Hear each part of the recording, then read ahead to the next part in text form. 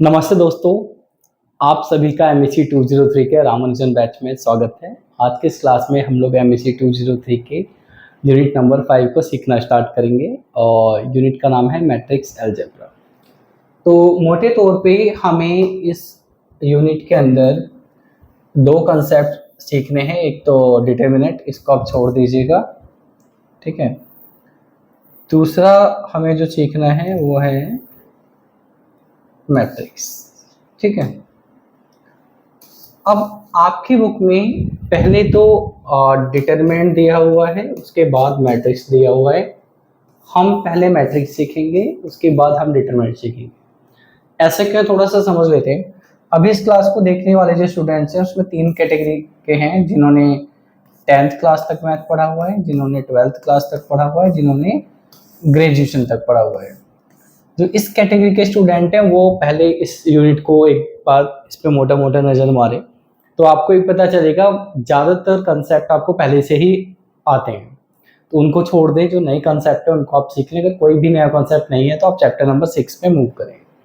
But जिन लोगों ने 10th class तक ही मैथ पढ़ा है वो लोग ज़रा ध्यान से सुने। उन लोगों को सारी चीज़ें सीखनी है। यूनिवर्सिटी ये मान के चल रही है कि आपने 11th-12th में मैथमेटिक्स पढ़ा हुआ है, ग्रेजुएशन में इकोनॉमिक्स ऑनर्स करा हुआ है, जहाँ पे आपने मैथमेटिक्स पढ़ा हुआ है, तो आप किसी भी सीक्वेंस में सीखो, आपको कोई फर्क नहीं पड़ता है। पर जिन लोगों ने 10th क्लास तक ही मैथ पढ़ा है, अगर वो इस यूनिट को सीखना चाहते हैं तो उनको पहले मैट्रिक्स सीखनी चाहिए, उसके बाद डिटरमिनेंट, क्योंकि ये सीक्वेंस आपका थोड़ा स्टूडेंट फ्रेंडली है। एक्चुअली सबसे पहले हम लोग जब मैट्रिक्स डिटरमिनेंट को पढ़ते हैं तो 12th क्लास में पढ़ते हैं।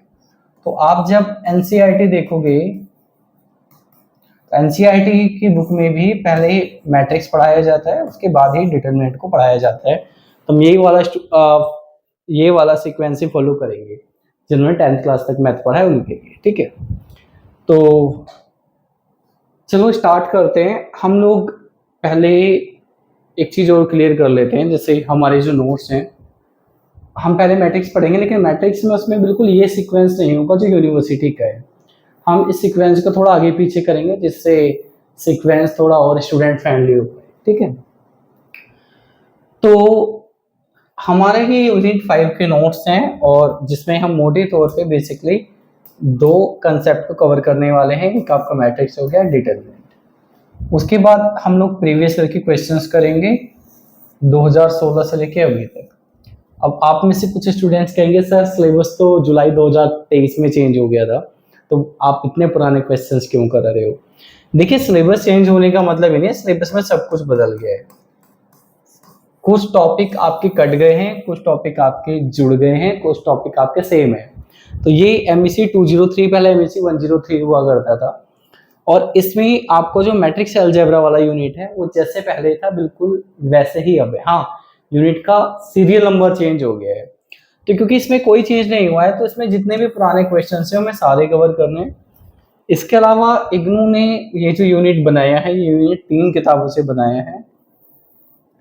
एक है आपकी एसी चियांग, ठीक है, एसी चियांग यानी अल्फा चियांग, इसका चैप्टर 4 और 5 यूज करा है। कॉन्ट सिलेस्टर पीटर जे हेमंड, इसका चैप्टर 13, 14 और 12, 13, 14 यूज करा है। और RGD एलिन, ठीक है, इसका चैप्टर नंबर 18 स्टार्ट करा है। और रेफरेंस बुक भी कई स्टूडेंट्स पूछते हैं, तो उसके बारे में मैं किसी और वीडियो में बात करूंगा, ठीक है। इस वीडियो में हम रेफरेंस बुक के बारे में बात नहीं कर रहे हैं, बट ये 3 किताबें इस यूनिट के लिए इग्नू ने इस्तेमाल करी है। तो हम लोग जो स्टार्ट करेंगे, सबसे पहले मैट्रिक्स से स्टार्ट करेंगे। और मैट्रिक्स में हमें क्या क्या पढ़ना है थोड़ा सा आप देख लीजिए। एक तो आपको कंसेप्ट ऑफ मैट्रिक्स पढ़ना है, जिसमें ये सारी चीज़ें पढ़नी है। उसके बाद आपको पढ़ना है एडिशन, एडिशन के बाद मल्टीप्लिकेशन, उसके बाद equality of matrices, multiplication of matrices, transpose, solution of determinant, उसके बाद सिंगुलर नॉन सिंगुलर मैट्रिक्स, उसके बाद types of matrices, minor, cofactor, और इसके बाद हम लोगों को एक तो एडजॉइंट पढ़ना है, इनवर्स पढ़ना है, some matrices and minors, partition matrix, trace of a matrix, rank of a matrix. तो हम लोग सबसे पहले स्टार्ट करेंगे हमारे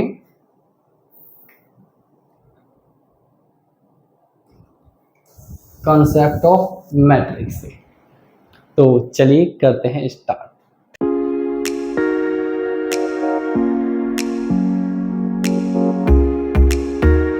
देखिए, मैट्रिक्स को समझने के लिए हम दो एग्जांपल की हेल्प लेंगे।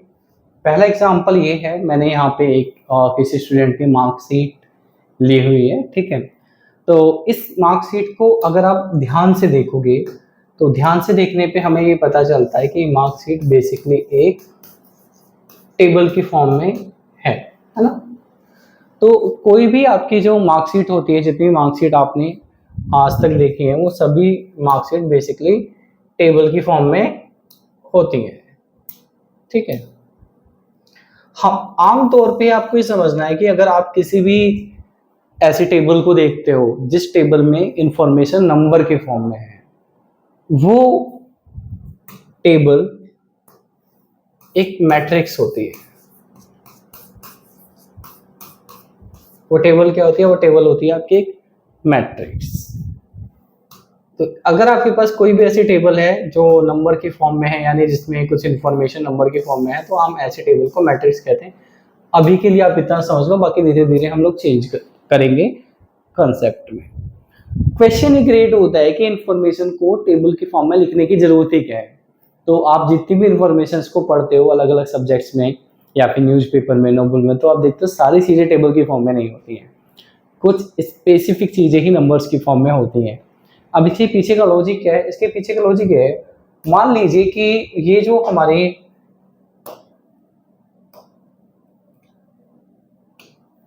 इंफॉर्मेशन है, यानी ये जो मार्कशीट है, इसको मैं टेबल की फॉर्म में ना लिखूं, इसको मैं नॉर्मल टेक्सचुअल फॉर्म में लिखूं, ठीक है। यानी हम वर्ड्स में लिखें तो हम क्या लिखेंगे? स्टूडेंट का नाम यहाँ पे लिखा हुआ रवि कुमार, मैं मान लेता हूँ Ravi has score 78 marks in mathematics with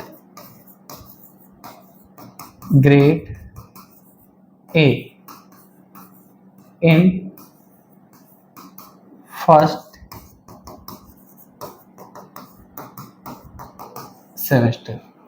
अब ये मैंने जो इंफॉर्मेशन लिखी है ना अभी, सिर्फ और सिर्फ इस लाइन के लिए लिखी है, ठीक। अगर मुझे पूरी मार्कशीट ऐसे लिखनी पड़े तो इस मार्कशीट को कौन पढ़ेगा? कोई नहीं पढ़ेगा। उसका एक फायदा ये हो जाएगा आपको कि आपके पेरेंट्स आपकी मार्कशीट को आपके भाई बहन या आपके किसी मित्र या अड़ोसी पड़ोसी या रिश्तेदार की मार्कशीट से कंपेयर नहीं करेंगे, ठीक है। ये आपके लिए फायदा है। बट इसका नुकसान क्या है? नुकसान ये है कि इस तरह की इंफॉर्मेशन अगर हमारे पास है और हमें बहुत सारे कुछ इंफॉर्मेशन को कंपेयर करना है, तो हम उसको कंपेयर नहीं कर पाएंगे। ये हमारे लिए प्रॉब्लम हो जाएगी। तो मान लीजिए अगर ऐसी एक मार्कशीट है और आपको अपने 4 फ्रेंड से आपकी मार्कशीट कंपेयर करनी है, ऐसे लिखी हुई है पूरी मार्कशीट, तो आप भी कंपेयर नहीं करोगे।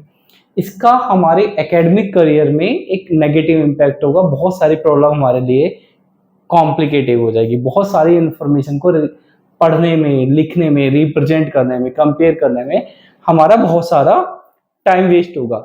इसलिए कुछ इंफॉर्मेशन को हम लोग टेबल की फॉर्म में यानी मैट्रिक्स की फॉर्म में लिख देते हैं।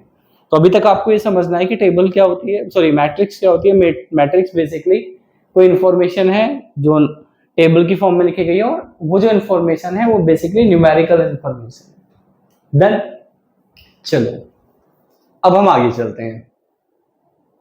आपकी इकोनॉमिक्स में मैट्रिक्स के यूज को समझने के लिए हम एक एग्जांपल ले लेते हैं। यहाँ पे ये है हमारे god of cricket Sachin Tendulkar ji, और इनके बैटिंग के कुछ रिकॉर्ड मैंने यहाँ पे लिखे हुए हैं। रिकॉर्ड्स इनके बहुत सारे हैं, सेंचुरी है, 50 है, एक्सेट्रा एक्सेट्रा। बट वो सारे रिकॉर्ड हम लोग अगर देखेंगे तो हमारा बहुत टाइम कंज्यूम होगा। तो मैंने यहाँ पे कुछ रिकॉर्ड्स लिख लिए हैं। अब ये टेबल आप इजीली पढ़ सकते हो, मुझे समझाने की जरूरत नहीं है कि इस टेबल को आप कैसे पढ़ोगे। ये मैं आपको बता देता हूं कि बेसिकली ये टेबल भी एक मैट्रिक्स है। What is this? This is a matrix, ठीक है।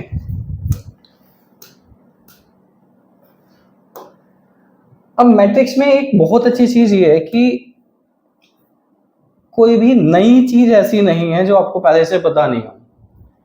इस यूनिट के अंदर आप सारी वो चीजें पढ़ोगे जिनको आप पहले से जानते हो, जो आपने अपने जीवन में कहीं ना कहीं पहले देखी है, बट उन चीजों को हम क्या करेंगे, थोड़ा सा नाम अलग दे देंगे। जैसे आप इस टेबल को पढ़ सकते हो, हम इसके पढ़ने के तरीकों को नाम दे देंगे। क्या करेंगे, इसके पढ़ने के तरीकों को नाम दे देंगे। एजुकेशन में बेसिकली होता ही है कि बहुत सारी चीजें जो आपको पहले से पता होती हैं, हम क्या करते हैं, उनको नाम दे देते हैं। ठीक, तो बिना नाम के तो आप उनको पहले भी जानते थे, यानी आपको पहले से पता था ये मैट्रिक्स है। लेकिन कुछ लोगों को पता होगा कि इसका नाम मैट्रिक्स है, कुछ लोगों को नहीं पता था, कुछ लोगों को पता था भाई ये सिर्फ टेबल है। इस टेबल को, इस मैट्रिक्स को पढ़ना आप जानते हो, लेकिन अब हम इसको पढ़ने का एक अलग तरीका समझेंगे। बेसिकली अलग तरीका नहीं है, तरीका पुराना ही है, उस तरीके को हम एक नाम दे देंगे। तो किसी भी टेबल को पढ़ने के हमारे पास दो तरीके होते हैं। पहला तरीका ये होता है कि आप इसे लेफ्ट से राइट की तरफ पढ़ो, ठीक है। तो हम जब लेफ्ट से राइट की तरफ पढ़ते हैं, यानी आप इसको हॉरिजॉन्टल फॉर्म में पढ़ रहे हो। कैसे, हॉरिजॉन्टल। दूसरा तरीका ये होता है हमारे पास कि हम किसी लाइन को ऐसे ऊपर से नीचे की तरफ पढ़ रहे हैं, यानी हम इसको वर्टिकल वे में पढ़ रहे हैं। कैसे, वर्टिकल। तो एक तो हो गई है आपकी वर्टिकल लाइन, ठीक। दूसरी हो गई है आपकी हॉरिजॉन्टल लाइन। इस टेबल को पहले हम हॉरिजॉन्टल वे में पढ़ के देखते हैं। अगर हम इसको हॉरिजॉन्टल वे में पढ़ें तो हॉरिजॉन्टल वे में आप ऐसे पढ़ोगे, ऐसे।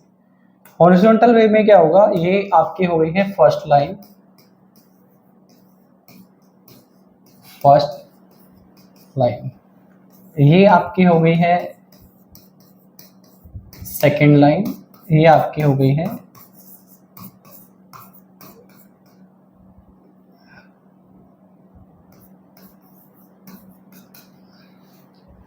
थर्ड लाइन, है ना। पेन को थोड़ा मोटा कर लेते हैं जिससे आप चीजों को थोड़ा ठीक तरीके से देख पाओ, ठीक। तो अब फर्स्ट लाइन क्या कह रही है, फर्स्ट लाइन आपसे कह रही है टेस्ट सचिन तेंदुलकर जी ने 200 टेस्ट खेले हैं, 463 ओडीआई खेले हैं, एक टी20 खेला और 78 यानी 78 आप आईपीएल खेले हैं। सेकंड लाइन आपसे कहती है कि सचिन तेंदुलकर जी ने 329 टेस्ट इनिंग खेली है और 452 ओडीआई इनिंग खेली है, एक टी20 और आपकी 78 यानी 78 आईपीएल। और सचिन तेंदुलकर जी की जो थर्ड लाइन कहती है 15,921 रन है टेस्ट में, 18,426 रन है ओडीआई में, 10 रन है टी20 में और आपके 2,334 रन है आप इनके आईपीएल में। हम आपके एजुकेशन में यानी मैथमेटिक्स में क्या करते हैं, ये जो फर्स्ट लाइन है इसका नाम चेंज कर देंगे। क्या करेंगे, इसका नाम हम चेंज कर देंगे। सॉरी, ये हम लोग इसका नाम चेंज करके क्या करेंगे, हम लोग इसका नाम करेंगे first row, second row, third row. उसके एक नोटेशन दे देंगे R1, R2 और R3। तो मतलब जो हॉरिजॉन्टल लाइन जिसको आप बचपन से ऐसे पढ़ते हुए आ रहे हो उसको आप नाम दे दोगे। नाम क्या दे दोगे, first row, second row, third row. अब दूसरा एक तरीका ये कि आप इस टेबल को ऊपर से नीचे की तरफ पढ़ लो, ठीक है। तब क्या होगा, तब थोड़ा सा देख लेते हैं। अब ये जो वर्टिकल बॉक्स मैंने बनाए ब्लू वाले, इनको जरा ध्यान से देखना, ठीक है। इसमें क्या है, अब ये आपकी फर्स्ट, अगर आप ऊपर से नीचे यानी वर्टिकल लाइन पढ़ोगे तो ये क्या हो जाएगी आपकी फर्स्ट लाइन, ऐसे ये सेकंड लाइन, ऐसे ये थर्ड लाइन और ऐसे ये फोर्थ लाइन। हम लोग मैट्रिक्स में क्या करेंगे, बचपन से तो आप ऐसे पढ़ते हुए आ रहे हो ऊपर से नीचे, यानी फर्स्ट लाइन हो गई, सेकंड हो गई, थर्ड हो गई, फोर्थ हो गई। आप जो वर्टिकल लाइन है उसको लाइन नहीं लिखोगे अगेन, ठीक है। आप क्या करोगे, आप लिखोगे इसको कॉलम। क्या लिखना है, कॉलम। तो ये बेसिकली है आपका फर्स्ट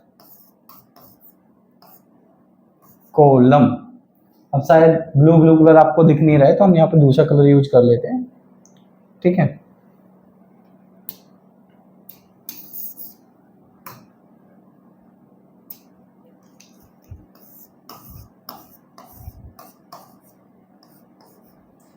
ये हो गया आपका फर्स्ट कॉलम। फर्स्ट कॉलम को C1 से डिनोट कर देते हैं। ऐसी जो सेकंड लाइन थी वो second column C2, third line C3 third column, और फोर्थ लाइन फोर्थ कॉलम। अभी तक मैंने आपको ये बताया है कि अगर आपके पास कोई मैट्रिक्स है तो आप उसको रो वाइज पढ़ सकते हो और आप उसको कॉलम वाइज पढ़ सकते हो। आई थिंक यहाँ तक आपको कोई डाउट नहीं होगा। इज इट क्लियर कि किसी भी मैट्रिक्स को आप क्या कर सकते हो, आप इसको रो वाइज पढ़ सकते हो और आप इसको कॉलम वाइज पढ़ सकते हो। अब हम आगे जब मैथमेटिकल प्रॉब्लम को सॉल्व करते हैं, ठीक है, तो हमें चीजें थोड़ी और आसान करनी होती है, जितनी आसान हम लोग कर सकते हैं। तो उसको और आसान करने के लिए हम लोग एक काम करते हैं, ये जो टेबल है ना हमारी, ये जो टेबल है, ये टेबल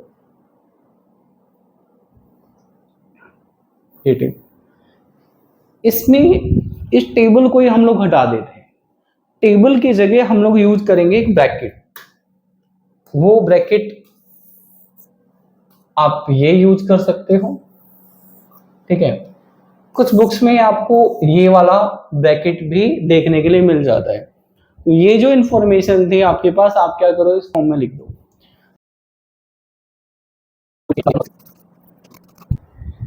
ठीक है, तो हमने क्या करा, बेसिकली हमने इस टेबल को इस तरीके से लिख दिया है। अब ये जो आपने ब्रैकेट लगाया है ना, ये ब्रैकेट आपका मैट्रिक्स का नोटेशन है। किसका नोटेशन है?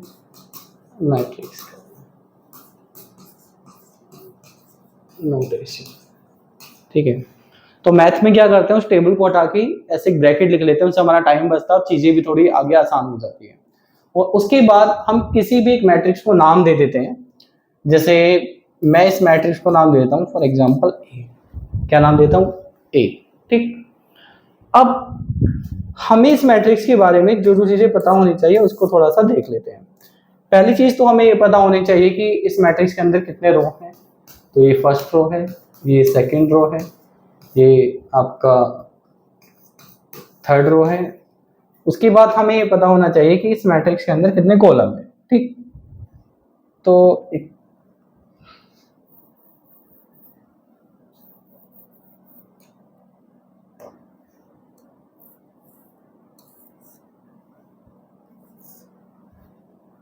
अब इस मैट्रिक्स की अगर हम कॉलम की बात करें तो इस मैट्रिक्स में ये आपका फर्स्ट कॉलम हो गया है, ये आपका सेकंड कॉलम हो गया है, ये आपका थर्ड कॉलम हो गया है और ये हो गया आपका फोर्थ कॉलम।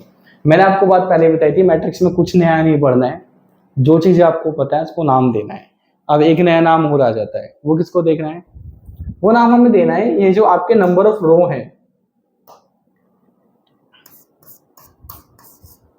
नंबर्स ऑफ रोज, यानी आपके जो नंबर ऑफ रो हैं वो कितने हैं? वो है आपके 1 2 3, ठीक है। हमने इसको नाम या नोटेशन दे दिया है m। किसी भी मैट्रिक्स में नंबर ऑफ रो को क्या नाम दे दिया जाता है? m नाम दे दिया जाता है। तो कहीं भी मैट्रिक्स के अंदर m लिखा है तो आप समझ लेना इसका मतलब है नंबर ऑफ रोज, ठीक है। इसी तरीके से अगर हम लोग बात करते हैं नंबर ऑफ कॉलम की, तो number of columns, number of column है 4, नंबर ऑफ कॉलम को नाम दे दिया जाता है n। तो नंबर ऑफ कॉलम कितने हो गए? n। इसके बाद अगली जो चीज आती है वो चीज आती है किसी मैट्रिक्स में ऑर्डर आपको पता होना चाहिए, ऑर्डर ऑफ मैट्रिक्स।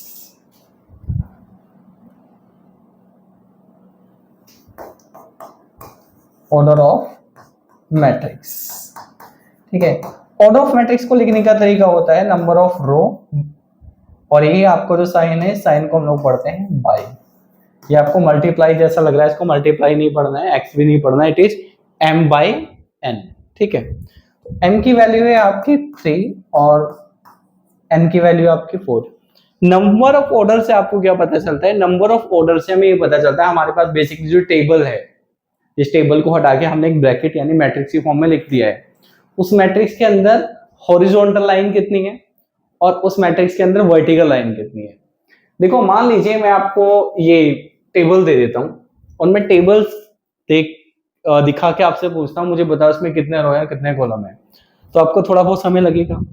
लेकिन अगर मैं सिर्फ ये लिख दूं कि मुझे बताओ कितनी हॉरिजॉन्टल लाइन है कितनी वर्टिकल लाइन है, यानी कितने रो है कितने कॉलम है, तो अब देख के इस पूरी मैट्रिक्स को देखने में जितना भी आपका टाइम लगता उससे कम टाइम लगेगा इसमें। सब देख के फटाक से बता दोगे कि जिस मैट्रिक्स की आप बात कर रहे हो उसमें 3 हॉरिजॉन्टल लाइन है यानी 3 रो है, 4 वर्टिकल लाइन है यानी उसके अंदर 4 कॉलम है। ठीक, अगली चीज पे चलते हैं। नेक्स्ट जो चीज है जो हमें पता होनी चाहिए वो है टोटल नंबर्स ऑफ एलिमेंट्स। ठीक है, अब यहां पे एक नई चीज और आ गई है कि एलिमेंट्स क्या होता है, पहले तो ये समझ लो। तो आपके पास ये जो मैट्रिक्स है इस मैट्रिक्स के अंदर आपने जो इंफॉर्मेशन लिखी है ना नंबर्स के फॉर्म में, इसको एलिमेंट्स कहते हैं। मतलब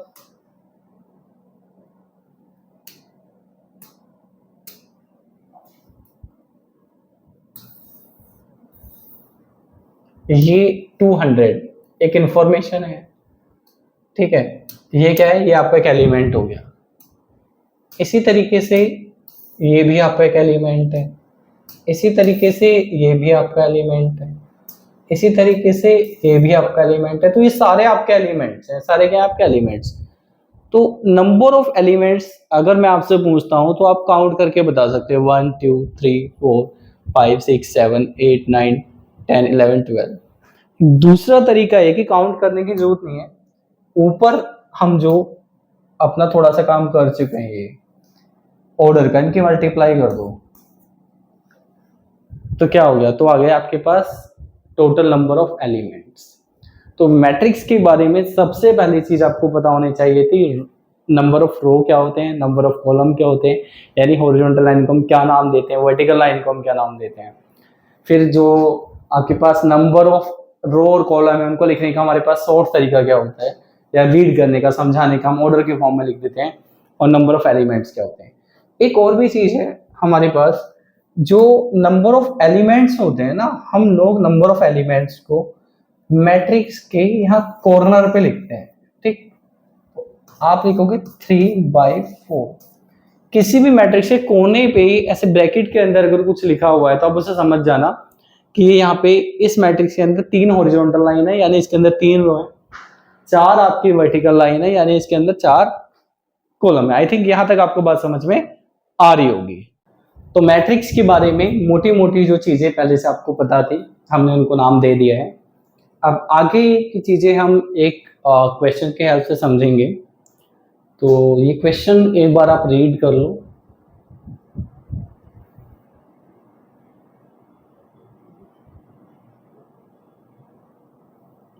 ठीक है, तो बेसिकली अगर हम इस क्वेश्चन को रीड करते हैं तो रीड करने पे हमें पता चलता है इस क्वेश्चन में 4 लोग हैं, एक छवि है, एक राधिका है, एक खुशबू है और एक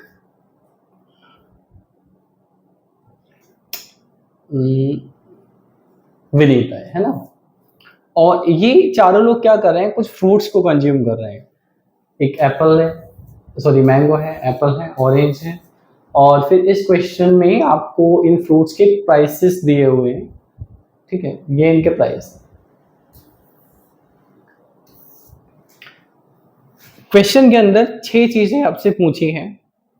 6 चीजों में से अगर मैं इस एक चीज को छोड़ दूं, जो यानी क्वेश्चन का 6th पार्ट है, तो बाकी 5 चीज के आंसर आप दे सकते हो। इसमें मैं आपकी थोड़ी सी हेल्प कर दूंगा। तो पहला पार्ट है make matrices from our information. तो हम लोग क्या करेंगे, देखो जो 4 लोग हैं उनके नाम लिख लो पहले, सबसे पहले, है ना। तो मैं एक्चुअली क्या कर रहा हूँ, यहाँ पे पूरा नाम नहीं लिख रहा हूँ, टाइम बचाने की वजह से मैं छोटा नाम लिख रहा हूँ। से लिख दिया मैंने, छवि को से लिख दिया है, खुशबू को मैंने के लिख दिया है, और आपके राधिका को मैंने आर लिख दिया है, विनीता को मैंने वी लिख दिया है, ठीक। और उसके बाद यहाँ पे ऊपर मैं फ्रूट्स लिख रहा हूँ, मैंगो है आपका, और आपका एप्पल है, और उसके बाद आपका ऑरेंज, ठीक। ये हमने मैट्रिक्स का नोटेशन दे दिया है, ठीक है। अब इसके अंदर हम इंफॉर्मेशन लिख देते हैं। जो छवि है वो क्या करती है, छवि एक हफ्ते में 10 एप्पल खाती है, सॉरी मैंगो खाती है, 3 एप्पल खाती है, 5 ऑरेंज। खुशबू की बात करें तो खुशबू 5 मैंगो खाती है, 2 एप्पल खाती है, 7 ऑरेंज खाती है। उसके बाद राधिका की बात करें तो 8, 5 एंड 2, और उसके बाद 9, विनीता 9, 5 एंड 6। एक बार चेक कर लेते हैं, मैंने कुछ गलत तो नहीं किया, ठीक है। 10, 3, 5, ओके, 5, 2, 7, ठीक है, 8, 5, 2, ठीक है, 9, 5, 6, ठीक है। अब ये आपकी जो मैट्रिक्स है ना, ये मैट्रिक्स बेसिकली फ्रूट्स की क्वांटिटी को दिखा रही है, तो मैं इसको नाम देता हूँ क्यू। तो हमने एक मैट्रिक्स को नाम दे दिया क्यू, क्वेश्चन का फर्स्ट पार्ट, ठीक। उसके बाद एक मैट्रिक्स है जो प्राइस के बारे में बात कर रही है, उसको पी नाम दे देंगे, और यहाँ लिख लो मैंगो का प्राइस है, एप्पल का प्राइस है, ऑरेंज का प्राइस है, ठीक। और 35, 50 एंड 15। तो क्या करा है बेसिकली, हमने जो मैट्रिक्स थी, ये जो इंफॉर्मेशन थी उसको मैट्रिक्स के फॉर्म में रिप्रेजेंट कर दिया है, डन। इसके बाद सेकंड पार्ट की बात करते हैं, what are number of rows in each matrix define, ठीक है। तो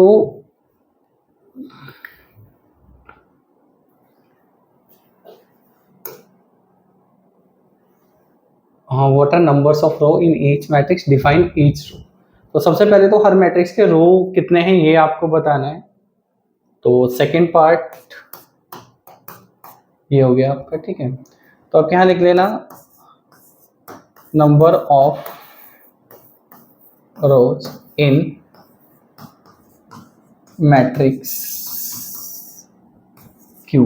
क्यू मैट्रिक्स में कितने रो है, काउंट कर लो, first row, second row, third row, fourth row, यानी m इज इक्वल टू 4, ठीक है। अब यहाँ पे देखो एक चीज है, इन्होंने पूछा है what are number of rows in each matrix define each row. तो हमने ये तो बता दिया 4 रो हैं, पर आपको 4 के 4 रो डिफाइन भी करना है। तो आप यहाँ लिख देना फर्स्ट रो, R1 क्या है, R1 है आपका ये 10, 3, 5, कोमा। R2 को डिफाइन कर दो, R2 क्या है आपका 5, 2, 7। R3 को डिफाइन कर दो, ये है आपका 8, 5, 2, कोमा। R4 को डिफाइन कर दो, R4 है आपका 9, 5, 6। गैप प्रॉपर देना है इन तीनों के बीच में। तो ये क्या डिफाइन कर दिया है हमने, डिफाइन ईच रो था, तीनों रो डिफाइन कर, सॉरी 4 के 4 रो हमने डिफाइन कर दिए हैं। किसके लिए, क्यू मैट्रिक्स के लिए। पी मैट्रिक्स की बात कर लेते हैं। तो एक चीज और करते हैं,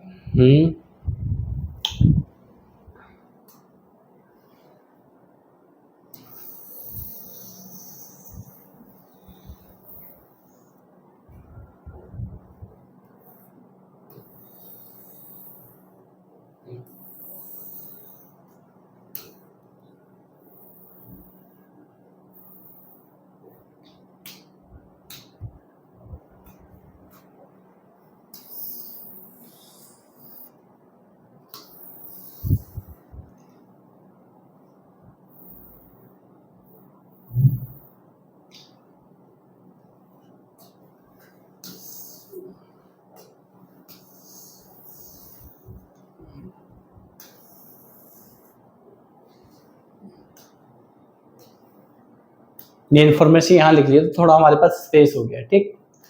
अब हम लोग बात करते हैं, ये तो पी मैट्रिक्स के बारे में हमने बात करी है, अभी हमें क्यू मैट्रिक्स के बारे में भी बात करनी है। तो number of rows in matrix P. तो पी में कितने रो है, देखो पी में है आपका फर्स्ट रो, सेकंड रो और थर्ड रो। एम, अब एम पहले लिख सकते हो,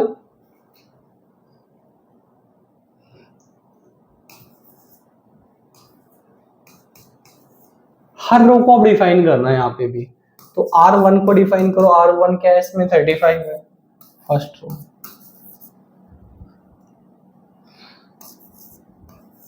R2 को डिफाइन कर लो, R2 कितना है आपका 50 है। R3 को डिफाइन कर लो, R3 क्या है आपका 15 है। तो ये हमारा जो क्वेश्चन का सेकंड पार्ट था ये हो गया है। इसके बाद आप क्वेश्चन का जो थर्ड पार्ट है उसको आप देख लो। What are number of column in each matrix, define each column. अब रो की बात खत्म हो गई है, इसी मैट्रिक्स में कॉलम की बात आ गई है, ठीक है। तो कॉलम पे आ जाते हैं। ये हो जाएगा आपका क्वेश्चन का third part, numbers of column in matrix Q. Q matrix में कितने कॉलम है आप देख सकते हो, first column, second column, third column.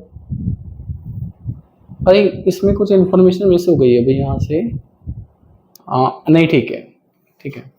तो हमारे जो कॉलम है यहाँ पे, कॉलम है हमारे, कॉलम को एन से डिनोट करते हैं, तो कॉलम है हमारे 3। हर एक कॉलम को आपको डिफाइन करना है, ठीक। तो फर्स्ट कॉलम को C1 को डिफाइन करना, C1 को कैसे डिफाइन करोगे आप, यहाँ पे है 10, 5, 8 एंड 3, कोमा। C2 को डिफाइन कर दे है 3, 2, 5, 5 है, 5 5 ही है, क्वेश्चन में देखेंगे, गलती तो लग रही मुझे। ये दोनों 5 5 एप्पल कंज्यूम करें, ठीक है।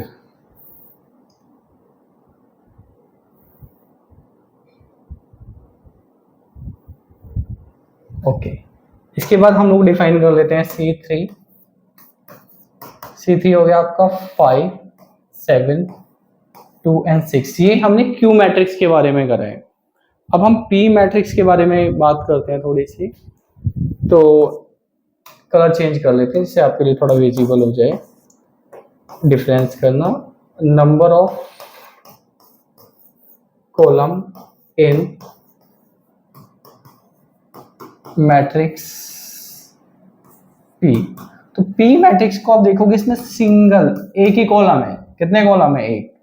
तो यानी number of element, sorry number of column यानी n क्या हो गया आपका, n हो गया आपका 1। इसके बाद क्वेश्चन के नेक्स्ट पार्ट पे आते हैं। नेक्स्ट पार्ट में ऑर्डर पूछे गए, मैं वैसे ही बता देता हूँ आपको, देख लेते हैं पर एक बार भी, है ना। हाँ, क्वेश्चन 4 में ऑर्डर ही पूछे गए, तो ऑर्डर देख लेते हैं क्या आएंगे।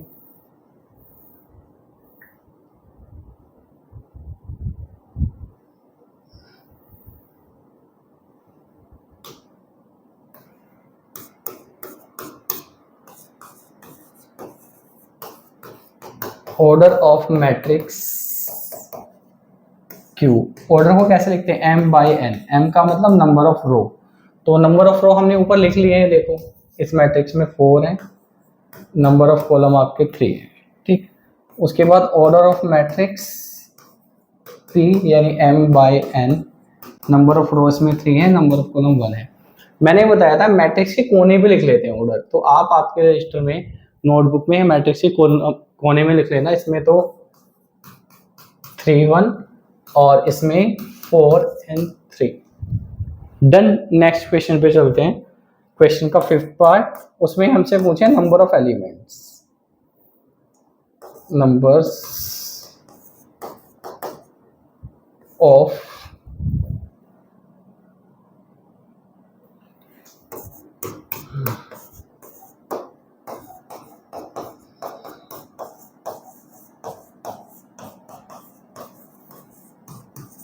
इन मैट्रिक्स क्यू। तो इन दोनों की मल्टीप्लाई कर दोगे 12 आ गया, पी में इन दोनों की मल्टीप्लाई कर दोगे 3 आ गया। इसके बाद क्वेश्चन के लास्ट पार्ट की बात करते हैं, जो कि है क्वेश्चन का 6th पार्ट। इसमें आपसे पूछे कैलकुलेट टोटल एक्सपेंडिचर टोटल खर्चा बताना है 4 लोग मिलके कितना करते हैं एक हफ्ते में फल खाने पे। तो इसके लिए आपको क्या करना होगा, टोटल एक्सपेंडिचर निकालने के लिए आप Q और P की मल्टीप्लाई कर देना, ठीक है। अब जो मल्टीप्लाई कर रही है हमें दोनों मैट्रिक्स की, वो हम अभी नहीं सीख रहे हैं, उसको बाद में सीखेंगे। तो इस क्वेश्चन का ये वाला पार्ट हम बाद में सीखेंगे। एक और चीज है, देखो मैट्रिक्स में आमतौर पे क्या होता है, हम लोग जब नंबर सिस्टम पढ़ते हैं तो 3 और 2 की मल्टीप्लाई करोगे 6 आएगा, और 2 और 3 की मल्टीप्लाई करोगे तो भी 6 आएगा। मल्टीप्लाई में, सॉरी, मैट्रिक्स में ऐसा नहीं होता है।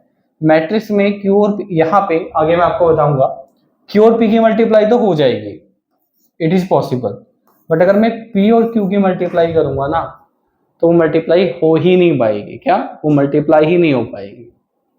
तो मैट्रिक्स में ऐसा नहीं होता है, अगर मैट्रिक्स में मैं पी और क्यू की मल्टीप्लाई करूं तो वो क्यू और पी के इक्वल नहीं होगा, यानी दोनों मैट्रिक्स क्यू की जगह हम चेंज कर दें तो जो रिजल्ट होगा वो इक्वल नहीं आएगा। इसके बाद एक क्वेश्चन और करते हैं, उसके बाद हम मैट्रिक्स की डेफिनेशन पढ़ेंगे। एक्चुअली मैंने मैट्रिक्स की डेफिनेशन आपको सीधे इसलिए नहीं पढ़ाई, वो रटनी पड़ती है। मैं मैट्रिक्स की डेफिनेशन पढ़ाने से पहले आपको इतना कंसेप्ट क्लियर कर दूंगा, डेफिनेशन आप खुद बना लोगे आपके वर्ड्स में, ठीक है, क्योंकि कितनी चीजें रटोगे आप, इतना सारा सिलेबस है, ठीक है। और ये एक सब्जेक्ट का है, पर एक सब्जेक्ट थोड़ी, बहुत सारे सब्जेक्ट हैं। अब दो तरह के स्टूडेंट्स हैं, एक स्टूडेंट्स हैं जिन्होंने इंडियन इकोनॉमिक सर्विस का पेपर दिया, उसके बाद एक कॉन्सेप्ट पढ़ के भूल भी जाए तो भी कोई फर्क नहीं पड़ता है। जिन लोगों को टीचिंग में जाना है, उनको सारे के सारे कंसेप्ट ना अपने दिमाग में रोकने भी पड़ते हैं, कि जिस कंसेप्ट की जहाँ जरूरत हो वो सही टाइम पे निकल जाए, सही तरीके से निकल जाए। कंसेप्ट निकलना और कंसेप्ट पूरे कन्विक्शन के साथ निकलना दो अलग अलग बातें हैं। तो जो लोग टीचिंग की फील्ड में जाना चाहते हैं वो चीज़ों को अच्छे से समझे, क्योंकि टीचिंग क्या है, टीचिंग बेसिकली बात करना है ना, बात करके तो हम लोग समझाते हैं। बात में ही कन्विक्शन नहीं होगा तो आपके सब्जेक्ट में नॉलेज कितनी अच्छी हो। मैं दिल्ली यूनिवर्सिटी से जब इकोनॉमिक्स ऑनर्स कर रहा था तो हमारे एक टीचर थे, मैं उनका नाम नहीं लूंगा, वो हमें इकोनॉमेट्रिक्स पढ़ाते थे। सब्जेक्ट पे उनकी कमांड बहुत अच्छी थी, लेकिन उनका पढ़ाने का जो तरीका था, जो कम्युनिकेशन था, बात करने का तरीका था, वो इतना इफेक्टिव नहीं था, इसलिए हम सब्जेक्ट उतने अच्छे तरीके से नहीं सीख पा रहे थे। एटलीस्ट मैं तो नहीं सीख पा रहा था। तो टीचर का क्या होता है, सब्जेक्ट की नॉलेज है लेकिन कई बार कन्विक्शन नहीं होता है। कन्विक्शन क्या है, कन्विक्शन आता है सब्जेक्ट की नॉलेज होना और कंसेप्ट की क्लियरिटी होना सही तरीके से, दोनों में थोड़ा सा बारीक सा डिफरेंस है। तो कंसेप्ट क्लियर इस तरीके से होना चाहिए, हमें ये पता हो ये चीज ऑर्गेनिकली ये है। हम क्या होता है, कंसेप्ट को सिर्फ पढ़ाई के तरीके से देखते हैं, सिर्फ बुक के कॉन्सेप्ट की तरह से देखते हैं, हमें ये नहीं पता ना होता कि वो ऑर्गेनिकली क्या है। तो एक टीचर को हर चीज को ऑर्गेनिकली समझना पड़ेगा। जब हर चीज को हम ऑर्गेनिकली समझ लेते हैं तो हमें क्या होता है, कॉन्सेप्ट को रटना नहीं होता है, फिर हमारे पढ़ाने में कन्विक्शन आ जाता है। तो ये क्वेश्चन करो, उसके बाद हम डेफिनेशन की बात करेंगे। इसमें नोट्स में ये वाला जो पार्ट है, ये वाला पार्ट, ये इसका आंसर आप खुद दे देना नोट्स में, वैसे इसका आंसर है तो वहां से देख लेना, और इसका आंसर भी आप खुद दे देना, इसका आंसर भी खुद दे देना, इसका आंसर भी। ऊपर के 4 पार्ट आपको खुद करने हैं। मैं ये वाला जो पार्ट है, इसका लास्ट वाला पार्ट, ये आपके साथ डिस्कस करूंगा, ठीक है। तो इस पार्ट को डिस्कस करने के लिए हम लोग क्या करते हैं, पहले इस मैट्रिक्स के रो और कॉलम डिफाइन कर देते हैं। तो ये हो गया हमारा फर्स्ट रो, ये हो गया हमारा सेकंड रो, ये हो गया हमारा थर्ड रो। कॉलम की अगर हम लोग बात करें तो ये हो गया आपका फर्स्ट कॉलम, ये हो गया आपका सेकंड कॉलम, ठीक है। क्वेश्चन में आपसे पूछा क्या है, क्वेश्चन आपने देख ही लिया, तो अब इसको थोड़ा छोटा कर लेते हैं। क्वेश्चन में आपसे पूछा है A11। अभी बहुत इंपॉर्टेंट चीज है, आप जब डेफिनेशन दोगे मैट्रिक्स की, या आप जब मैट्रिक्स को आगे पढ़ोगे तो ये चीज आपके बहुत काम आएगी, जो लिखा हुआ है। बेसिकली आपको पता है इस मैट्रिक्स के अंदर अगर हम देखें तो 6 एलिमेंट्स हैं, 6 एलिमेंट है इस मैट्रिक्स के अंदर। मैंने आपको बताया था मैट्रिक्स में कोई नई चीज नहीं पढ़नी है, जो चीज आपको पढ़नी है, मतलब जो चीजें आपको पता है उनको नाम देना है। तो हमें क्या करना है, हर एलिमेंट को सीरियल नंबर देना है। तो सीरियल नंबर देने का जो तरीका होता है वो कई तरीके हो सकते हैं। जैसे मान लीजिए किसी के दिमाग में आ सकता है यार मैं इसको सीरियल नंबर ये दूंगा, ये हमारा एलिमेंट 1 हो गया है, ये हमारा एलिमेंट 2 हो गया, ये हमारा एलिमेंट 3 हो गया, ये हमारा एलिमेंट 4 हो गया, ये हमारा एलिमेंट 5 हो गया, ये हमारा एलिमेंट 6 हो गया। ठीक है, अब किसी के दिमाग में ये भी आ सकता है यार ये एलिमेंट 1 है, ये एलिमेंट 2 है, ये एलिमेंट 3 है, ये एलिमेंट 4 है, ये एलिमेंट 5 है, ये एलिमेंट 6 है। ये भी एक तरीका हो सकता है। अब इसमें क्या हो रहा है, वो रो और कॉलम वाला झंझट हो रहा है, एक ने रो वाइज पढ़ दिया, एक ने कॉलम वाइज पढ़ दिया, तो थोड़ा कंफ्यूजन क्रिएट हो सकता है। तो हमें क्या करना होता है, हर एक एलिमेंट को हम एक नंबर दे देते हैं। तो सबसे पहले नंबर देने के लिए हम लोग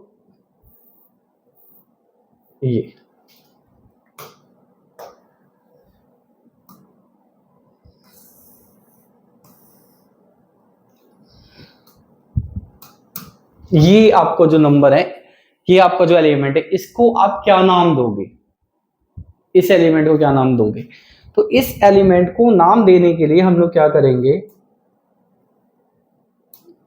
मैं पहले ये देखूंगा ये मेरा जो एलिमेंट है ये कौन से रो में है। ठीक, ये आपके फर्स्ट रो में आ रहा है।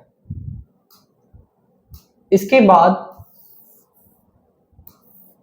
मैं इसको देखूंगा ये कौन से कॉलम में आ रहा है, तो ये फर्स्ट कॉलम में आ रहा है। तो आपका जो 1 है ना वो फर्स्ट रो में आ रहा है और वो फर्स्ट कॉलम में आ रहा है। तो पहली बात तो ये क्लियर हो गई है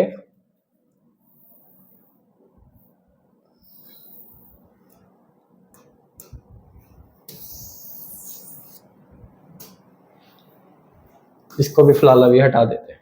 ठीक, आपका जो 1 है 1 थोड़ा नीचे कर लेता हूं इसको, ये 1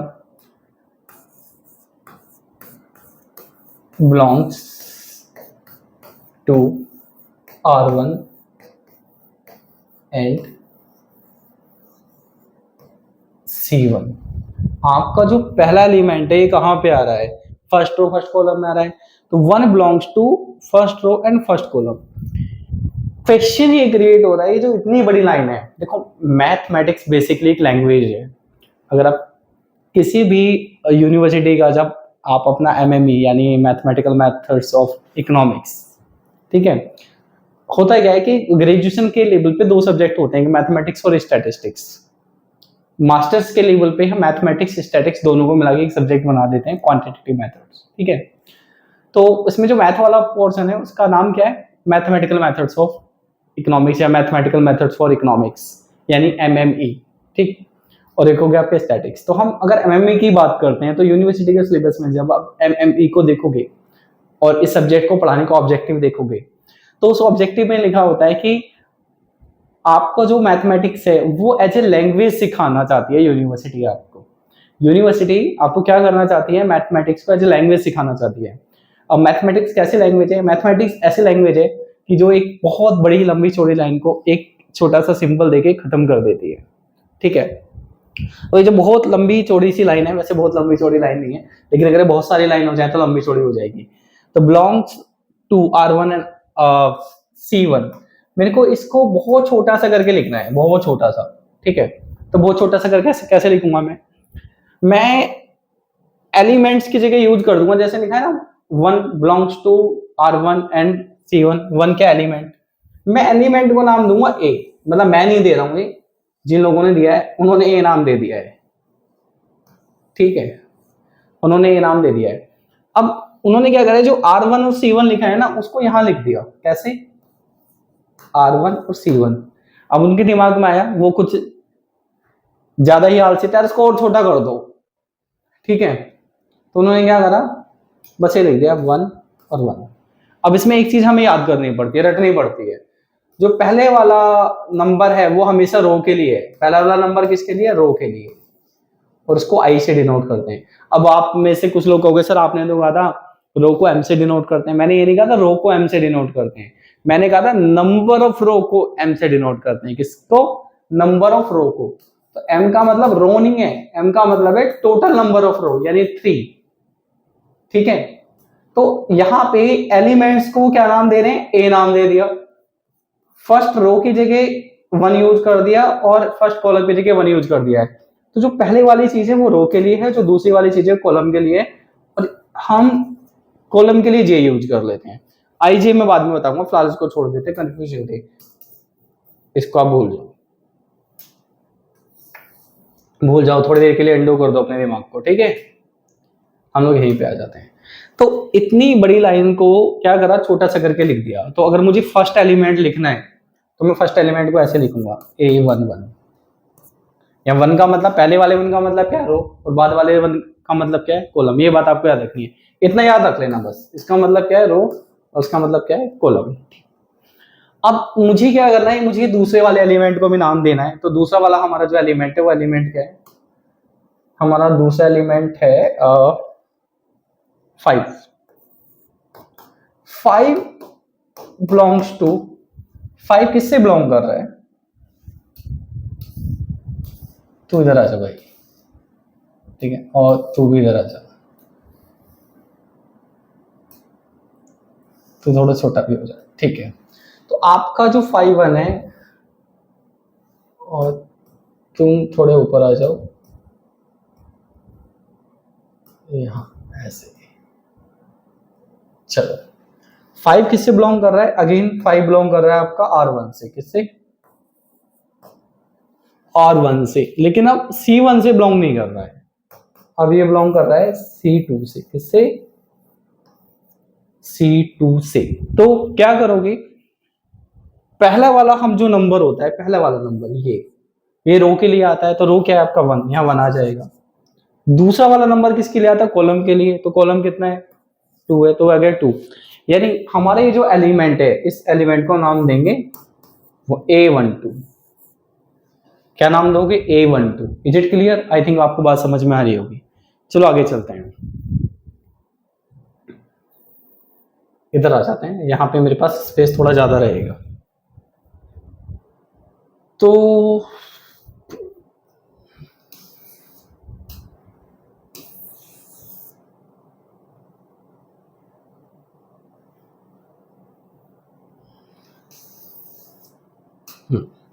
ठीक है, अभी तक आप इतना समझ चुके हो कि हमारा ये जो 1 है, 1 का मतलब है A11, और हमारा जो 5 है, 5 का मतलब है A12, ठीक। अब हम आ जाते हैं 9।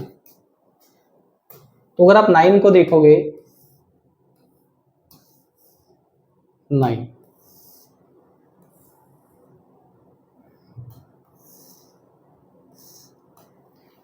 9 किससे बिलोंग कर रहा है,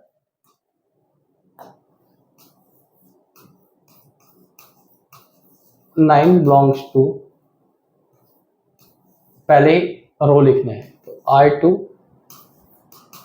एंड C1 किससे बिलोंग कर रहा है, R1, सॉरी R2 C1। तो अब इसको नंबर कैसे दोगे आप 9 को, पहले आपको R लिखना है, नाम तो A देना है, सीरियल नंबर चेक करने के लिए कहां कहां से है, पहले रो की वैल्यू लिखनी है। तो रो कौन सा है, रो आपका सेकंड है, कॉलम कौन सा है आपकी, कॉलम है आपका 1, तो उसको लिखोगे A12। समझ में आ रही है बात, क्या लिखोगे A12। तो जो आपका 9 है ना, बेसिकली इसका नाम दोगे आप इसको A21। इसी तरीके से जो आपका log x है, log x को दोगे आप A22। उसके बाद आपका 3 है, 3 को दोगे A31, और उसके बाद आपका 14 है, इसको दोगे A32। क्योंकि देखो 14 किससे बिलोंग कर रहा है, 14 आपके थर्ड कॉलम से बिलोंग कर रहा है और सेकंड रो से बिलोंग कर रहा है। इज इट क्लियर, ठीक है। मैं रेज कर रहा हूँ, किसी का छूट गया हो तो वीडियो को पीछे करके दोबारा देख लेना। आगे चलते हैं। तो बेसिकली ये जो मैट्रिक्स है ना हमारी,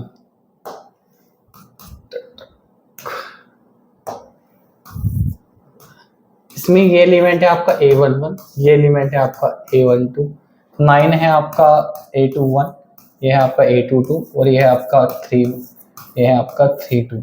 तो किसी भी मैट्रिक्स के एलिमेंट को नाम देना है तो ऐसे देना है, ठीक है, A11, A12, sorry A21 A22 A31 A32 ये हो गया नाम।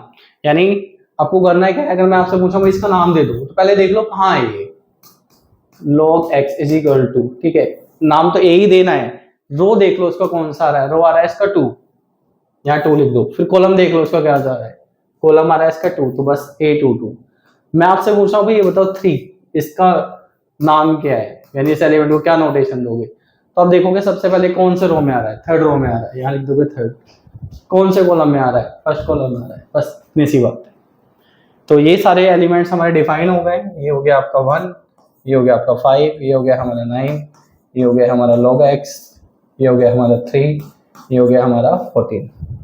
अब हम आते हैं डेफिनेशन पे, डन, ठीक है। तो डेफिनेशन याद कुछ करने की जरूरत नहीं है, मैं आपसे पूछ रहा हूँ मेरी बात का आंसर देते रहना, डेफिनेशन आप खुद से बना दोगे, ठीक है। चलो देखो बेसिकली एक मैट्रिक्स मैं यहाँ पे ले लेता हूँ और ये है 2 0 3 5 2 1, इतने से मान लेते हैं इसको, है ना, ज्यादा झंझट नहीं पाल रहे हैं, इसको थोड़ा छोटा कर लेते हैं।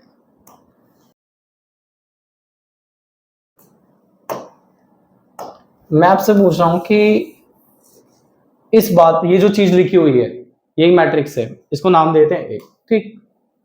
मैं से कह रहा हूं आप इसे मुझे शब्दों में बताओ, वैसे तो आपको पता है कंसेप्ट दिमाग में, पिक्चर बिल्कुल क्लियर है, बस शब्दों में बतानी है, क्योंकि मनुष्य को अपनी जो भावनाएं होती हैं वो व्यक्त करने के लिए भाषा की जरूरत होती है, ठीक है।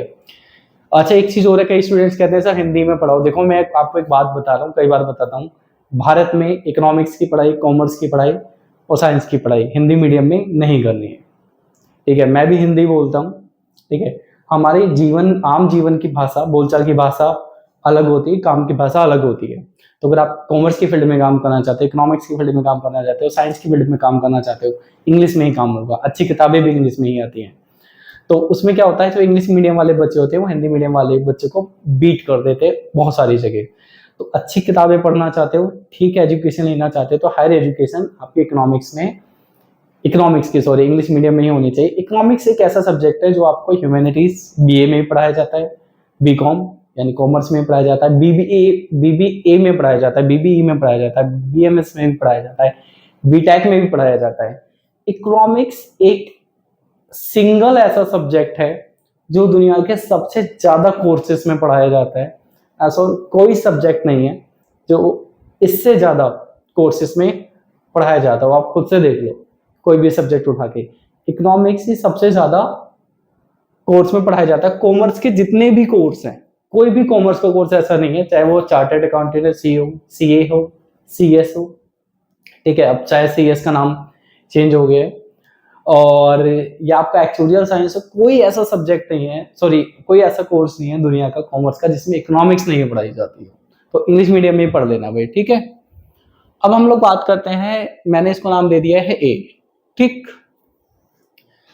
तो ये जो मैट्रिक्स है, अगर आप मैट्रिक्स को वर्डों में, शब्द में, भाषा में बताना है, तो मैं पहले तो ये बताऊंगा कि हम क्या कर रहे हैं, यहाँ पे कुछ नंबर्स को दिखा रहे हैं, किसको दिखा रहे हैं, नंबर्स को। पीछे वाला अगर आप एग्जाम्पल देखोगे तो पीछे वाले एग्जाम्पल में हमारे पास log x था, क्या था, log x, इसको थोड़ा फोकस कर देते हैं, ठीक है। तो आपका जो log x है बेसिकली एक फंक्शन है, क्या है, फंक्शन। ज्यादा मोटा हो गया है, इसको थोड़ा छोटा कर लेते हैं, ज्यादा मोटापा स्वास्थ्य के लिए क्योंकि हानिकारक होता है, ठीक है। तो ये हो गया आपका log x। तो यहाँ पे अगर आप देखोगे आपका 2 है, 0 है, 5 है, अगेन 2 है, 1 है, ये क्या है, ये नंबर्स है,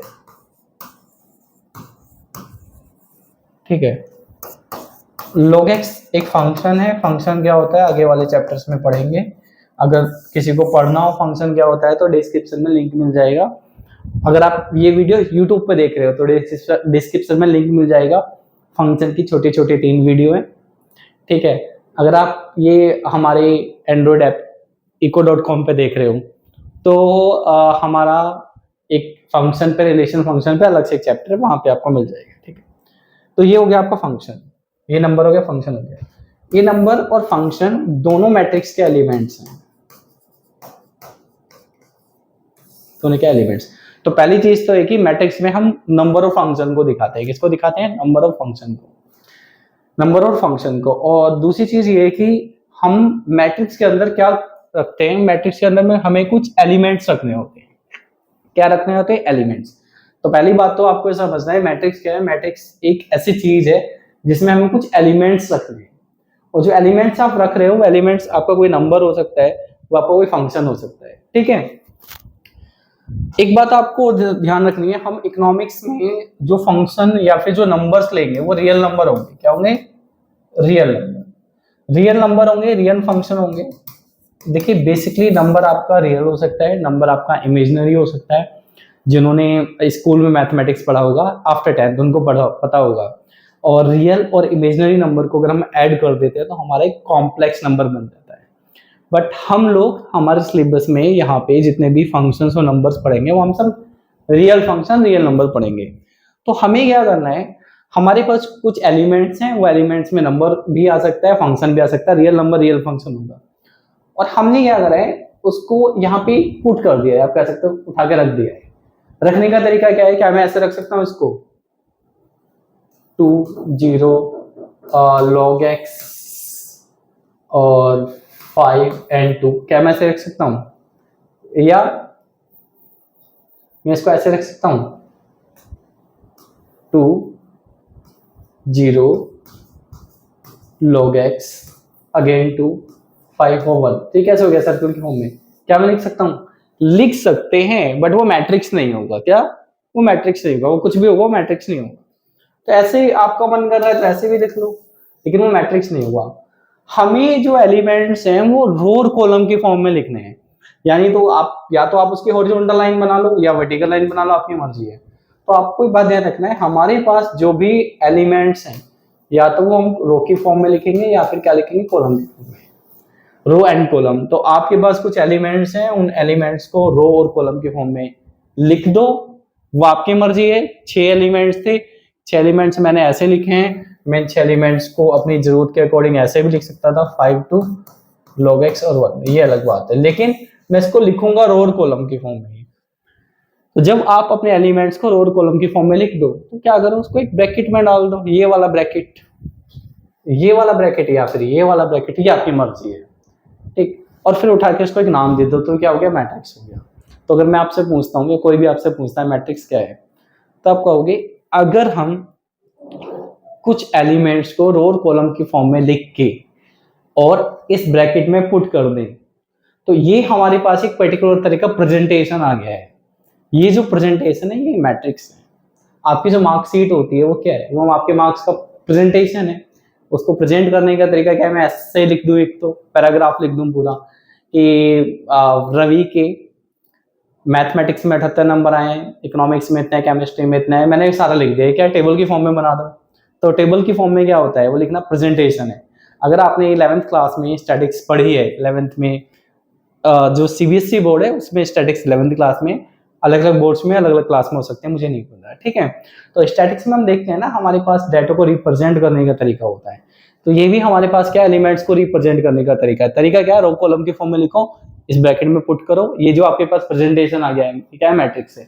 तो मैट्रिक्स बेसिकली इंफॉर्मेशन का प्रेजेंटेशन है रो कॉलम के फॉर्म में, जिसको हम बाद में एक ब्रैकेट में डाल देते हैं। जो ब्रैकेट ये वाला हो सकता है, ये वाला हो सकता है। आई थिंक यहां तक किसी को डाउट नहीं होगा।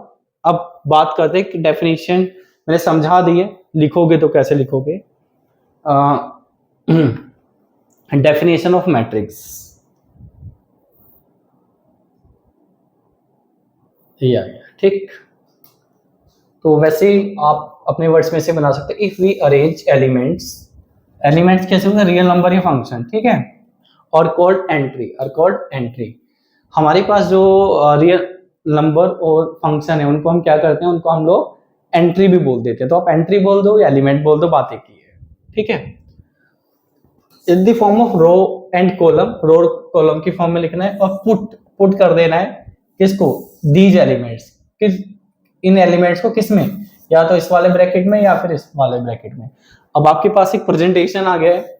ये आपका जो प्रेजेंटेशन है इसको हम मैट्रिक्स कहते हैं। इसको हम क्या कहते हैं? मैट्रिक्स कहते हैं। अब मैथमेटिक्स में होता क्या है, जो भी चीज है आपने वर्ड्स में बताई है, उसको हमें एक नोटेशन भी देना होता है, मैथमेटिकल नोटेशन।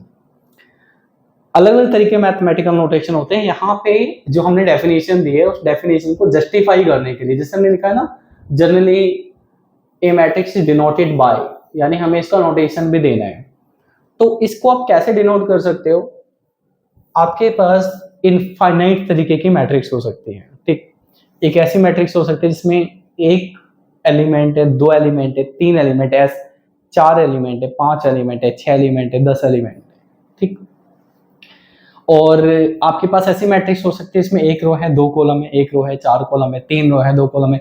इसके कॉम्बिनेशन भी इनफाइनाइट हो सकते हैं। हम यहाँ पे समझाने के लिए एक ऐसी मैट्रिक्स यूज करेंगे जिसमें नंबर ऑफ रो और नंबर ऑफ कॉलम इक्वल होंगे, यानी जितने रो होंगे, नंबर ऑफ रो होंगे, उतने ही क्या होंगे, नंबर ऑफ कॉलम होंगे। ऐसे मैट्रिक्स आगे हम डिटेल में इसको ज्यादा पढ़ेंगे। अगर आपके पास कोई ऐसी मैट्रिक्स है जिसमें नंबर ऑफ रो और नंबर ऑफ कॉलम इक्वल है, ऐसी मैट्रिक्स को हम स्क्वायर मैट्रिक्स कहते हैं। क्या कहते हैं? आप ऐसी मैट्रिक्स को स्क्वायर मैट्रिक्स कहते हैं। तो यहाँ पे मैं स्क्वायर मैट्रिक्स के कुछ एग्जांपल ले रहा हूँ। जैसे मैंने आपको समझाने के लिए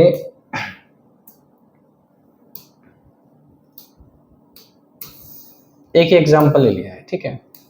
इस मैट्रिक्स को अगर आप ध्यान से देखोगे तो इसमें कितने रो हैं? साफ साफ दिख रहा है, 2 रो हैं, 2 कॉलम है। थोड़ा बड़ा कर लेते हैं, ठीक है, ऐसे।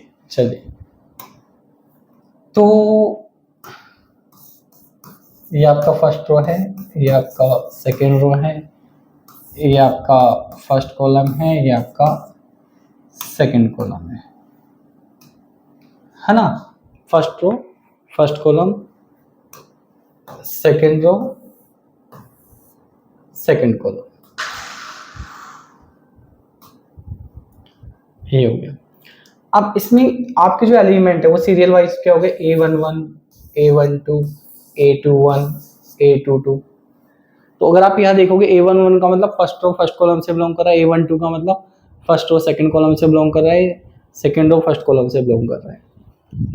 अब यहाँ पे तो हमारे पास सिर्फ 4 एलिमेंट है इस मैट्रिक्स के अंदर। रियलिटी में क्या हो सकता है? रियलिटी में ऐसा हो सकता है कि आपके पास 9 एलिमेंट्स हो, 16 एलिमेंट हो, 36 एलिमेंट हो, ठीक है, 36, 49 हो, 64 हो। तो हम इस मैट्रिक्स को थोड़ा और छोटा करके लिखेंगे। जैसे होता है ना, हम एलिमेंट्स को छोटा करके लिख देते हैं। अब हमें क्या करना है? हमें बेसिकली इस मैट्रिक्स को भी छोटा करके लिखना है। तो इस मैट्रिक्स को छोटा करके लिखने का तरीका क्या है? पहले तो आप ये समझ लो कि इसके अंदर जो रो है वो 2 है और इसके अंदर जो कॉलम है वो भी 2 है, ठीक। आपके पास जो एलिमेंट है वो A11 है, A12 है, A21 है, A22 है। ये जो मैं भी आपको बात बता रहा हूँ आगे आपके बहुत काम आने वाली, डेफिनेशन के अलावा आगे की बहुत सारी मैट्रिक्स की डेफिनेशंस हैं जो एग्जाम में आती हैं, और उनको हमें क्या करना होता है? नोटेशंस की फॉर्म में भी लिखना होता है डेफिनेशन को।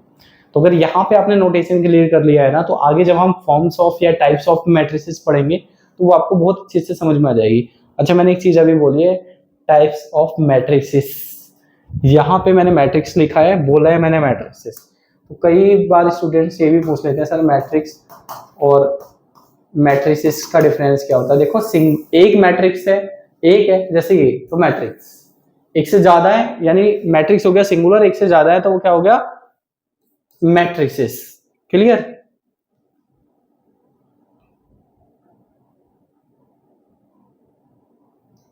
तो हमारे पास यहाँ पे बेसिकली 4 एलिमेंट हैं इस मैट्रिक्स के अंदर। तो अगर 4 एलिमेंट की आपके पास मैट्रिक्स है जिसमें रो और कॉलम इक्वल है, उसको शॉर्ट में लिखने का तरीका क्या होता है? आप ए लिखो और आप देखोगे यहाँ पे जो पहली वाली वैल्यू है हमारी, वो स्टार्टिंग में या तो 1 आ रहा है या 2 आ रहा है, कुछ और नहीं आ रहा है। तो यहाँ पे आप आई लिख दोगे। आई किसको रिप्रेजेंट कर रहा है? रो को। ये बात याद रखनी है, पहली वाली वैल्यू आई होती है, रो को रिप्रेजेंट करती है। बाद में आप लिख दोगे जे। जे किसको रिप्रेजेंट करता है? कॉलम को। हमने इस बड़ी सी मैट्रिक्स को छोटा सा करके लिख दिया ऐसे ही। मैट्रिक्स की जगह तो मैट्रिक्स कैसा आया है, बट ये 4 एलिमेंट्स में लिख दिया ए आई जे। और मैंने क्या लिख दिया यहाँ पे 2 2 2 2 से क्या पता चल गया, ये हो गया ऑर्डर। मैंने आपको बताया था मैट्रिक्स के कोने में हम ऑर्डर लिख देते हैं,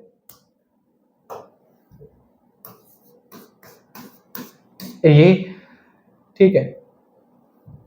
तो बेसिकली अगर आपके पास एक ऐसी मैट्रिक्स है उसको आप ऐसे करके लिख लो, छोटा सा करके। अब अगर मैं आपको ऐसी मैट्रिक्स दे दूं, मान लो ये है ही नहीं, फॉर एग्जांपल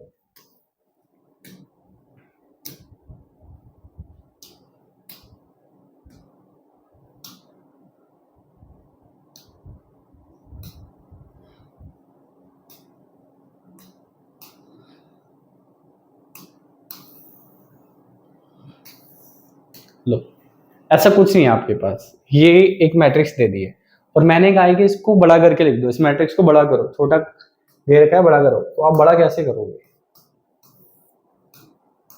आप पहले तो ये समझ लेना ये ऑर्डर है, यानी एम है, ये एन है, यानी इसमें रो कितने हैं? 2 रो है, फर्स्ट रो सेकंड रो, फिर 2 कॉलम है, first column second column, 4 element आएंगे यानी इसके अंदर। तो एक इसके अकॉर्डिंग तो सीधा ये क्या है 1 और 1 ये आ गया। फिर यहाँ पे तो क्या है 1 एंड 2, ऐसे ही यहाँ 2 एंड 1 और ये क्या है 2 एंड 2। तो मैट्रिक्स को लिखने के 2 तरीके हैं। ए आई जी का मतलब क्या है, आई की वैल्यू 1 हो सकती है और आई की वैल्यू आपकी 2 हो सकती है। जे की वैल्यू 1 हो सकती है, 2 हो सकती है। क्यों? क्योंकि रो और कॉलम बराबर है, तो जो यहाँ पे आएगा वो यहाँ आएगा। तो यहां तक मैं आपको ये बता चुका हूं कि एक छोटी सी मैट्रिक्स से बड़ा करके लिखा जा सकता है, इस बड़ी मैट्रिक्स को छोटा करके लिखा जा सकता है। पहले वाली वैल्यू का मतलब आई यानी रो होता है और बाद वाली मैट्रिक्स बाद वाली वैल्यू का मतलब होता है जे। इसका मतलब क्या है, ये एलिमेंट बिलोंग करता है फर्स्ट रो और फर्स्ट कॉलम से। First row first column, first row second column, second row first column, second row second column. तो इसका मतलब है आईएथ रो। क्या मतलब होता है इसका? आईएथ रो। जैसे बोल रहे हैं फर्स्ट सेकंड थर्ड फोर्थ, तो आईएथ रो, जेथ कॉलम, जैसे first column second column third column fifth column fourth column, तो ये क्या है जेथ रो। ठीक। अब ऐसा भी हो सकता है जैसे मैंने 4 एलिमेंट्स का एग्जांपल लिया है, एलिमेंट्स 9 हो सकते हैं, रो और कॉलम बराबर ही ले रहे हैं, 3 रो 3 कॉलम। तो आप ऐसे लिखोगे A11 A11 A12 A13 A21 A22 A23 A31 A32 A33। 4 रो 4 कॉलम भी हो सकते हैं, आप इसको ऐसे भी लिख सकते हो। अब ऐसे भी कहां तक जाएगी कहानी, तो कहानी कहां तक जाएगी थोड़ा सा समझ लेते हैं, क्योंकि ये बात आपके लिए समझना बहुत ज्यादा जरूरी है, कहां तक जाएगी कहानी।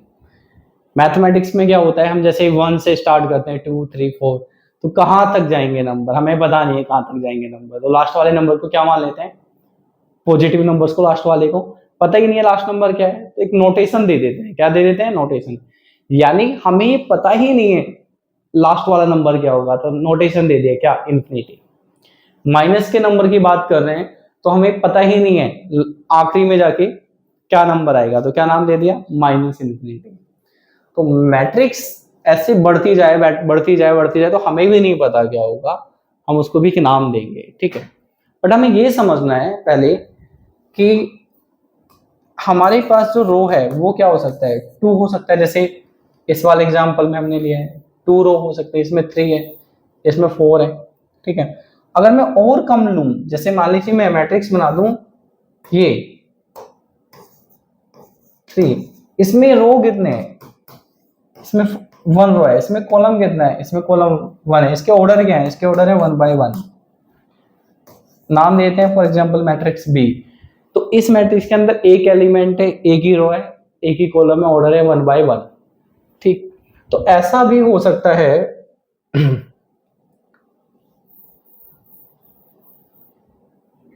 कि आपके पास जो रो है वो हो 1, मैट्रिक्स के अंदर 1 रो, मैट्रिक्स के अंदर 2 रो हो नंबर, और मैट्रिक्स के अंदर 3 रो हो, मैट्रिक्स के अंदर 4 रो हो, जैसे ये मैट्रिक्स के अंदर 5 हो 6 हो 7 हो, आपका 8 हो, डॉट डॉट डॉट डॉट, ये कहाँ तक जाएगा हमें नहीं पता। लास्ट में नंबर दे देंगे इसको एम, एम तक जाएगा। कहाँ तक जाएगा? एम तक। तो आपके जो रो के नंबर होंगे ना वो 1 2 3 4 5, और इसको डिनोट किससे कर दोगे? इसको डिनोट करोगे आप आई से। किससे? आई से।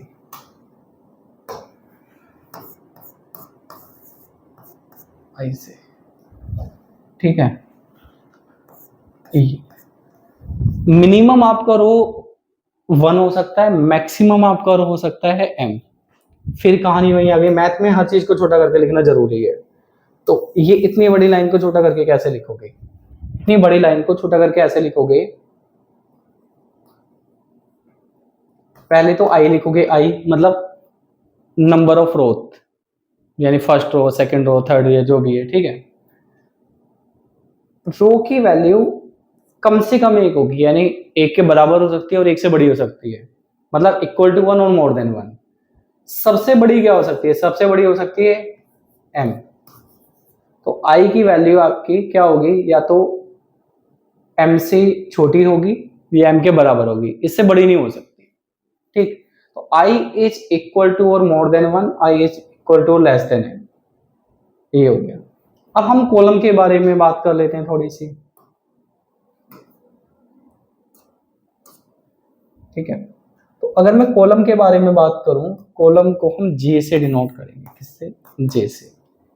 अगेन बात वही आती है, किसी मैट्रिक्स में एक कॉलम हो सकता है। क्या हो सकता है? एक कॉलम। किसी मैट्रिक्स में 2 कॉलम भी हो सकते हैं, 3 भी हो सकते हैं, 4 भी हो सकते हैं, 5 भी हो सकते हैं, 6 भी हो सकते हैं, 7 8 9 10। मेरी पूरी लाइफ खत्म हो जाएगी, मैं लिखता रहूंगा। लास्ट वाला जो कॉलम होगा क्या होगा नहीं पता। तो क्या करो, एक नोटेशन दे डालो उसको। हमने इसको क्या नोटेशन दे डाला? नोटेशन दे डाला n। क्या नोटेशन दे डाला? n, ठीक है। तो आपकी जो कॉलम है वो 1 से लेके n तक हो सकता है। अब बात फिर वही आ गई कि यार इतनी बड़ी लाइन, इसको छोटा करके लिखो।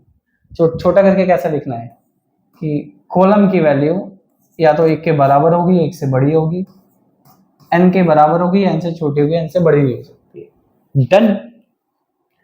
अब क्या करना है,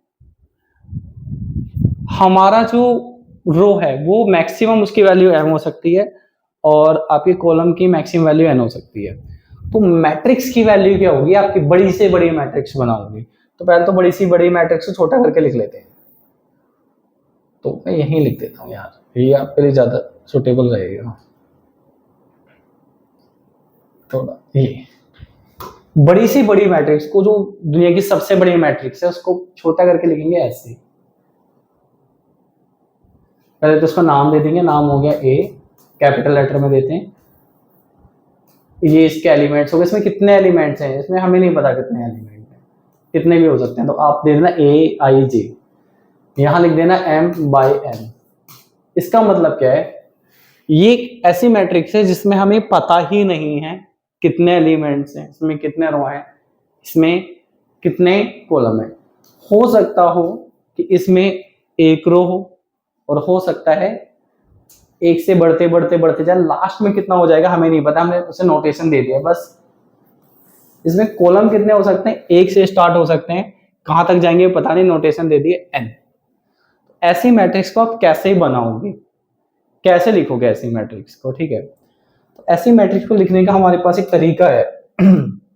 शॉर्ट में तो आप ऐसे लिख देना, ठीक है, कहानी खत्म हो गई। शॉर्ट में तो भाई हमें ऐसे लिखना नहीं है 2 2 3 3 4 4, ये सब झंझट की जरूरत नहीं है।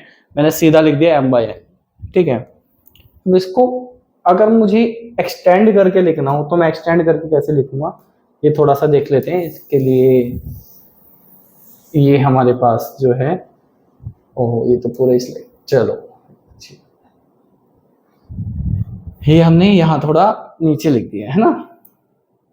ओके, इनको दोबारा जोड़ देते हैं ऐसे। तो पहले तो मैं ये वाली लाइन थोड़ा हाइड कर लेता हूं, नहीं तो थोड़ा कन्फ्यूजन होगा।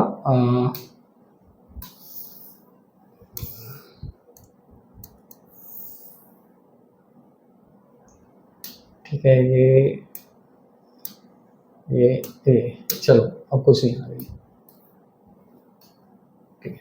अब ये आगे देखो कहाँ तक जाएगा, कि आगे अगर हमारा चलता रहे तो ये प्रोसेस तो ऐसे चलता रहेगा।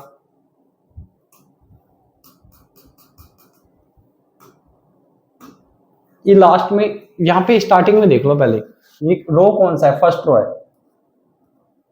ठीक है, तो रो तो फर्स्ट ही रहेगा, यानी देखो 1 1 1 1 आ रहा है, 1।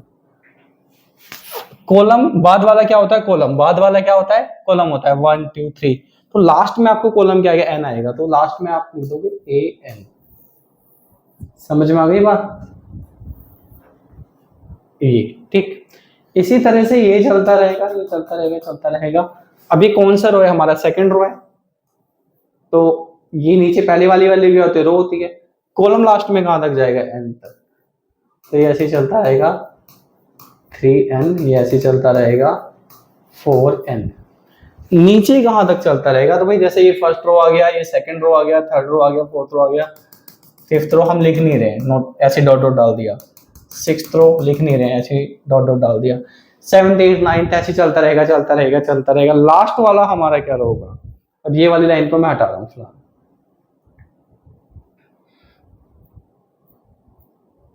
ठीक है। हमारा लास्ट वाला रो क्या होगा, लास्ट वाला रो होगा हमारा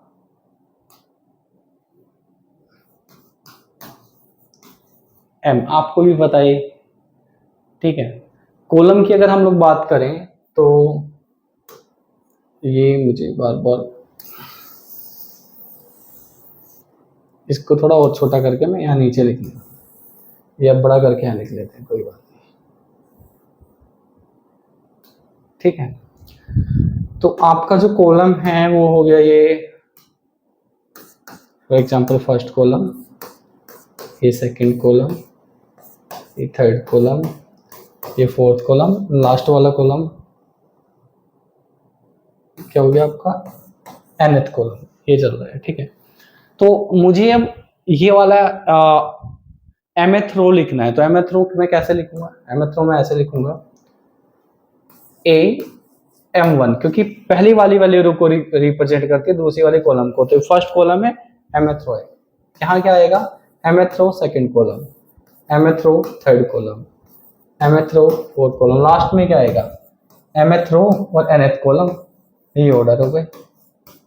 तो जो सबसे बड़ी मैट्रिक्स है उसको या तो आप ऐसे लिख लो, ठीक है, या फिर आप ऐसे लिख लो, ये आपकी मर्जी है, ठीक है। एग्जाम में डिस्क्रिप्टिव अगर आप कोई एग्जाम दे रहे हो, कोई पेपर दे रहे हो, उसमें जब हम मैट्रिक्स की डेफिनेशन देंगे तो डेफिनेशन तो आपको ये दे देनी है, ये मैट्रिक्स इतनी सारी तामझाम आपको नहीं बताना, ये मैंने चीजें आपको रटनी ना पड़े, मैंने इसलिए आपको बताया। आप सिर्फ ये वाला एग्जाम्पल दे, ये वाला डन। तो इस मैट्रिक्स में अगर आप रो देखो कितने हैं, m है, कॉलम कितने हैं n, ऑर्डर ये हो गया, ए आई जे क्या है, ये सारे एलिमेंट मुझे ना लिखने पड़े, सारे एलिमेंट्स की जगह मैं क्या लिख दूंगा, एक एलिमेंट जहां पे क्या है, ये कहां से बिलोंग कर रहा है, ith रो से jth कॉलम से। ये वाली जो पिक्चर है ये मैं आपको पहले समझा ही चुका हूँ, ठीक है। तो मैंने ना आपको मैट्रिक्स की डेफिनेशन समझा दी है, मैट्रिक्स का जो बेसिक कंसेप्ट है वो कोशिश करिए आसान से आसान शब्दों में समझाने की आपको, क्योंकि रिकॉर्डेड क्लास है, ये लाइव क्लास नहीं है, तो रिकॉर्डेड क्लास में स्टूडेंट्स बोर हो जाते हैं, इसलिए ये क्वेश्चंस, बाकी जो क्वेश्चंस हैं, जो बाकी के कंसेप्ट हैं वो हम नेक्स्ट क्लास में करेंगे। तो मिलते हैं नेक्स्ट क्लास में, till then goodbye, take care.